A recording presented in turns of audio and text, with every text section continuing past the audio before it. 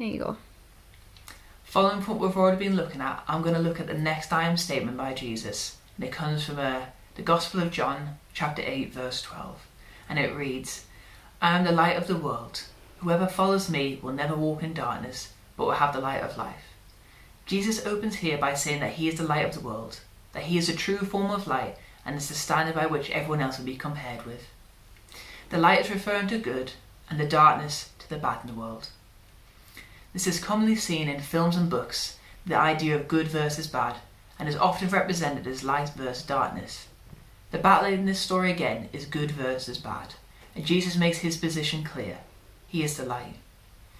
The bad or the darkness we are told from the Bible is sin, and the Bible makes it clear that this is wide-reaching, all the way from murder to stealing or lying or selfish thoughts.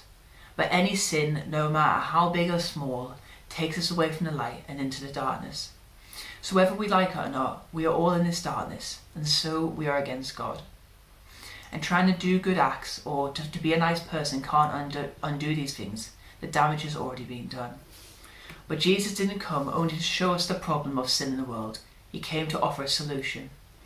In John chapter 3 it says, For God did not send his Son into the world to condemn the world, but to save the world through him.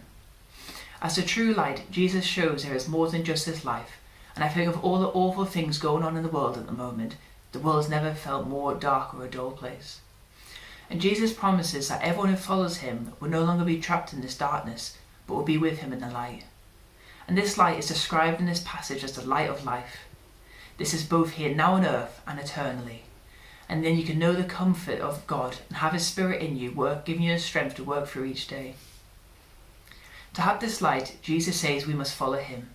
This means accepting that we have been living in a way that is against God and the light Jesus describes, and believing that this is wrong and no longer want to live this way. And then asking God to forgive us our sins and our wrongs, and asking him to save us from our darkness and bring us into his light. If you have any questions, please feel free to check on any links attached to this YouTube video or drop me a message on Facebook Messenger. Thank you.